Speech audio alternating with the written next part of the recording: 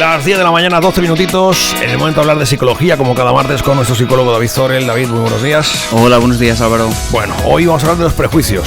Vamos allá. No de los políticos, que esto lo hemos tenido ya aquí hace un ratito. De los prejuicios. Bueno, en la materia política también hay mucho prejuicio, ¿no? También, claro que sí. Prejuicios, ¿no? A ver, los prejuicios, claro, es juzgar a alguien sin conocerlo, ¿no? Vamos a definir un poquito las diferencias entre diferentes conceptos, porque luego, sabiendo estas cosas, yo creo que las utilizaremos de forma más correcta, porque se parecen mucho, ¿no? Discriminación, sí, claro. Prejuicios, estereotipos, pero ¿cuál es la diferencia? Parece todo lo mismo, ¿no? Sí, claro, un cúmulo, ¿no? Sí. Bueno, digamos que aquí hemos definido, porque ya llevamos mucho tiempo hablando aquí, Álvaro, de psicología, hemos definido aquí muchas veces cuál es, digamos, que opera dentro de una emoción de una persona, ¿no? Los pensamientos por un lado, la emoción por otro, ¿no? La conducta por otro.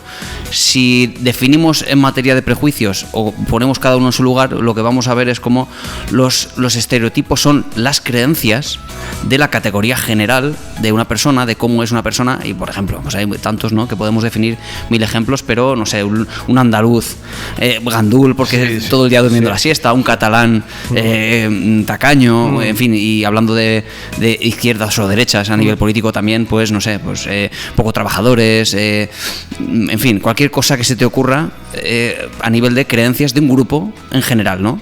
Es generalista, un estereotipo. Sí. Mientras que un prejuicio, ahí sí hablamos de la emoción, de cómo yo tengo una actitud ya concreta con una persona, ya concretamente con esa que tenemos delante, que le atribuimos toda la generalidad del estereotipo. Y ahí es donde decimos, claro, yo lo trato así porque tiene asignado un estereotipo.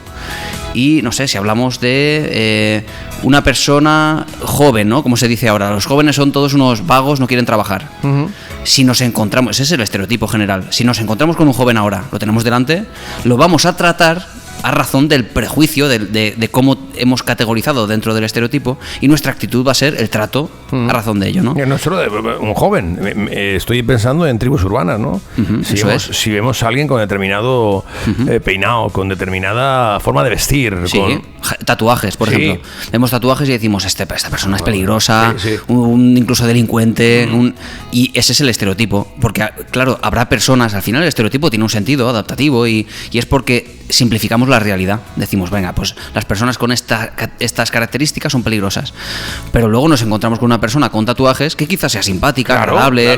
Claro, el tema es cómo nos vamos a comportar con esa persona, porque se desencadenan esas creencias que quizás sean erróneas. Ese es el gran problema. Ese es el prejuicio. Claro, y ahora viene la otra parte, que es la conducta, que es la discriminación como tal. Sí. Es el tomar la decisión a nivel ya de conducta de con este sí y con este no. Y eso ya es lo más grave, porque al final el prejuicio no se ve. Eso no se ve, solo está en tu cabeza el prejuicio, es la actitud que tú tienes.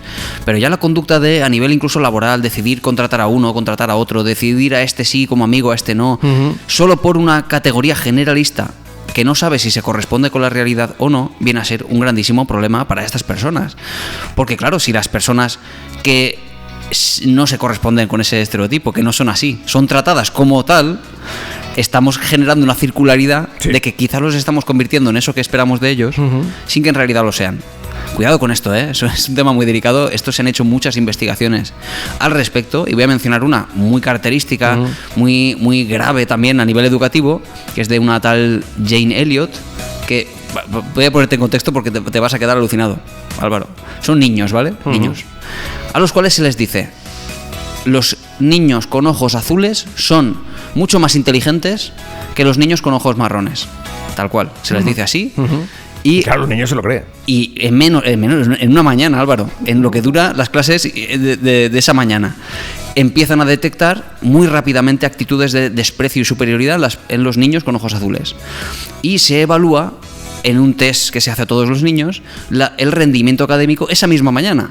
Bueno, pues se ve claramente cómo los niños de ojos marrones tienen una disminución en el rendimiento académico. ¡Oh, qué fuerte esto, ¿no? Porque se creen que son Claro, inferiores. Digamos que gastan muchos recursos en demostrar que no son tan débiles o tan inferiores, con lo cual, al gastar eso en la memoria de trabajo, esa exigencia extra hacen que no puedan centrarse tanto en la materia que están dando, en el examen que están haciendo. Muy curioso, porque solo estamos hablando de una actitud muy rápida, muy sencilla, de discriminación, solo por el hecho de tener una creencia que a lo mejor en este caso es errónea, claro, efectivamente. Con lo cual es un gran problema, porque esto es lo que vemos en la sociedad. Hombre, esto constantemente. Lo vemos con el tema de la migración, ¿no? Por ejemplo, la migración, porque claro, ahora vamos a meter otro elemento todavía más complicado, que es el estatus. Bueno, está otra. Claro, porque tú dices, venga, inmigración. Sí. Con lo cual, ¿hay discriminación contra la inmigración? Bueno, depende. Claro, porque aquí el estatus no es lo mismo. Alguien que viene de Marruecos, aunque venga legal y venga a trabajar, etcétera, que un inglés que viene aquí a otro concepto, que viene quizá ya jubilado, etcétera, no se le trata igual. No es el mismo estereotipo, por lo tanto no es el mismo ni prejuicio ni discriminación. Hay una selección a la hora de decidir si este sí o si este no constante. Pero quizá haya personas ingleses que vienen aquí que sean muy desagradables, y lo contrario en el otro sentido. El caso es que nos encontramos delante de una persona que vamos a tratarla ya de primeras, a no ser que hagamos el ejercicio. Claro, aquí está la clave. Ya viene David con la cura para la sociedad. Pues no lo tienes tú difícil ni nada. A no ser que hagamos el ejercicio mental de, oye, ¿qué certezas tengo yo de que esta persona es como yo creo, según que es, efectivamente? Y incluso podemos hablar de temas de racismo, ¿no? Vemos a una persona de etnia gitana y vamos a, desde luego, comportarnos a razón de este estereotipo, con miedo a, por si acaso me pasa algo por, pues no sé, alquilar un piso a una persona de esta etnia, en fin, tomar decisiones a este respecto. Con lo cual, al final, es un círculo vicioso. Porque si yo le discrimino y la mayoría de la sociedad les discrimina, es cierto al final que tienen menos recursos, menos capacidad, por tanto se van a comportar a razón de esta discriminación constante. Un círculo vicioso, como ves. La pescadilla que se muerde la cola. ¿Qué podemos hacer? Aparte, yo creo que es dificilísimo, ¿no? Porque cuando tienes un concepto ya creado y ya instaurado en tu personalidad, es dificilísimo abstraerte de eso y tratar a esa persona sin prejuicios, desde un punto de vista neutro, ¿no? Y como tratarías a cualquier persona, sea como sea, ¿no? Qué difícil. Sí. Hay estudios también que hacen el ejercicio de cómo combatir esto, por ejemplo, con niños, ¿no? Porque como es tan fácil provocarlo, también es fácil, sin embargo, solucionarlo. Fíjate, otro estudio de un tal Sherif, muy famoso en psicología. Todo psicólogo sabe este título, porque al final es súper famoso, ¿no? Niños en un campamento. 2 grupos y los ponen a enfrentarse para conseguir el mismo premio. Pues lógico, en cualquier competición, ¿no? Muy rápidamente de nuevo se genera el prejuicio sobre el otro y empiezan a decir que el otro grupo son sucios, son rastreros, son tramposos, pero rápidamente, es que tardan casi menos de una hora. Es increíble, Álvaro. Sin embargo, después de este trato, como digo, incluso con violencia, llegan a haber entre ellos peleas como tal, ya agresividad incluso, porque forma parte del otro grupo, a pesar de que incluso entre ellos a veces son amigos, entre diferentes grupos. Cuidado. El caso es que, y esto forma parte también de las posibles soluciones a esto, cuando les ponen a conseguir una meta en común, es decir, solo podéis conseguir esta meta si trabajáis en equipo, que en el caso de este experimento es solucionar o arreglar una planta de no sé qué, lo que sea. Solo lo conseguiréis si trabajáis en equipo. Cuando se ponen a trabajar en equipo para conseguir ese fin, es decir, el estar con esa gente tan diferente, trabajar juntos, hablar entre ellos, ver que no son tan diferentes, ahí empiezan a darse cuenta de que, esa diferencia era irreal.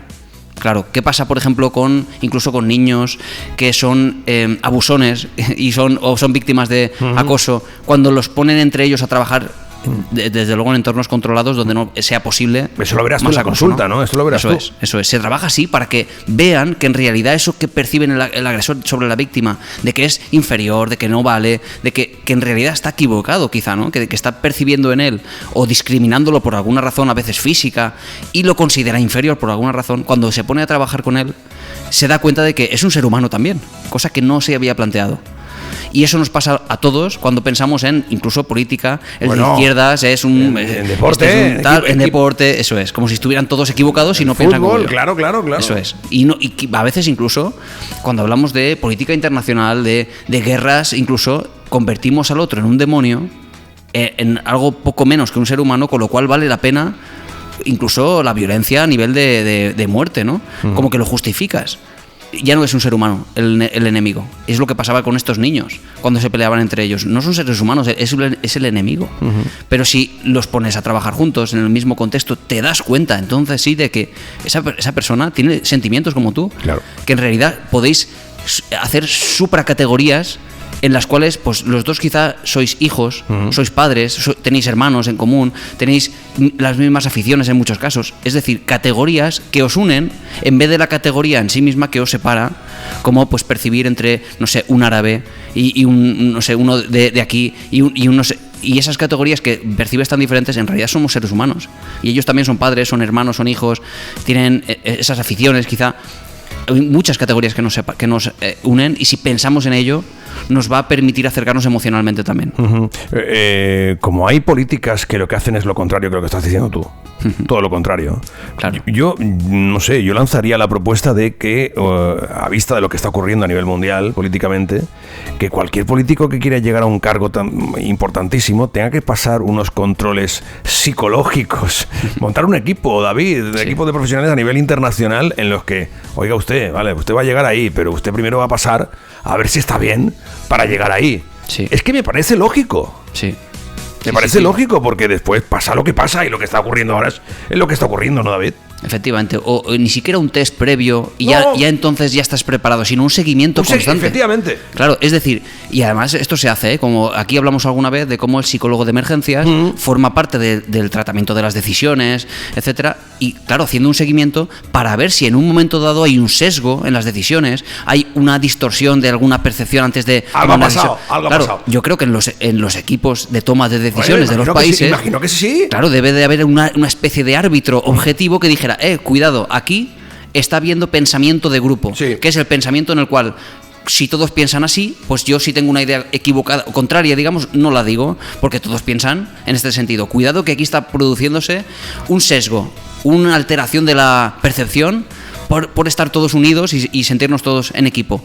Bueno, un árbitro, eso sí sería muy interesante, más que una especie de psicotécnico previo, y entonces ya saltas a la política y estás libre de hacer lo que te dé la gana. Claro, una vez llegas, pues puedes desencaminarte, ¿no? Eso es como pasa pues en la policía, que se hace un psicotécnico y ya tú eres policía para toda la vida sin ningún tipo de cortapisas psicológico. Bueno, pues eso me parecería más interesante, ¿no?